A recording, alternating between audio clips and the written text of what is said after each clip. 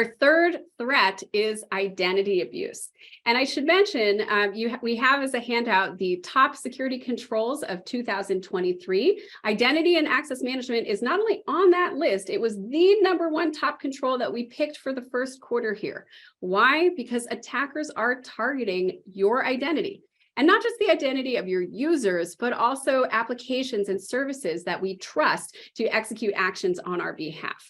Yeah, so one of the big things that we want to talk about when we're going over the threats that come from identity abuse are the loss of the things that help you verify your identity. And one of the most common that all of us tend to use are credentials. Why is this a problem? Well, because credentials get stolen frequently. This is a report from the Register stating that there are about 24.6 billion pairs of credentials for sale on the dark web. And honestly, I think that number is probably a little low. There's probably more than that. But the Digital Shadows research team, I had to throw this quote in there just because it was too good.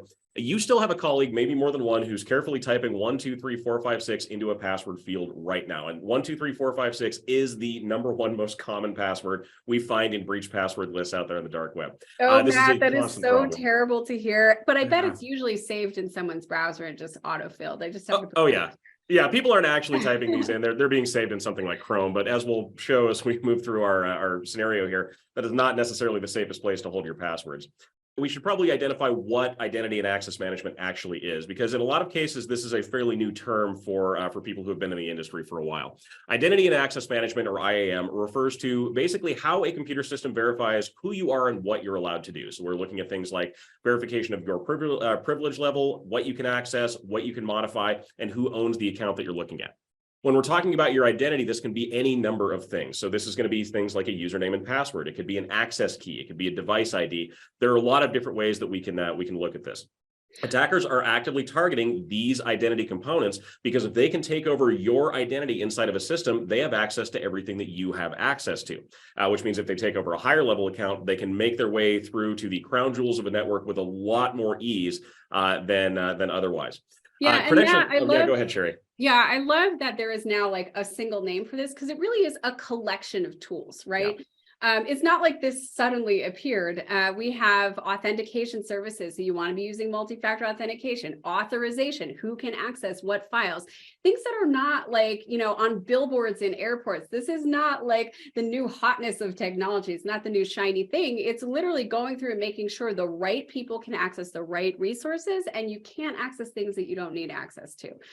So those are just a couple of the components of identity and access management. Again, it's not like it's all totally new. It's really just a collection of different tools like technologies that have been developed over the past decades. Yeah, hugely important when it comes to your overall security profile.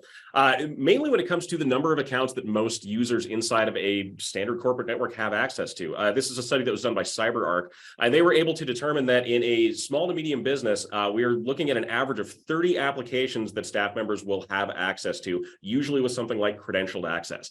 And that credentialed access is a massive point where attackers can jump in and overtake someone's identity. In fact, in the survey they did in the same CyberArk study, IT professionals responded that credentialed access, or the loss of credentialed access, is one of their biggest risks inside of their network. And it makes sense why that would be the case.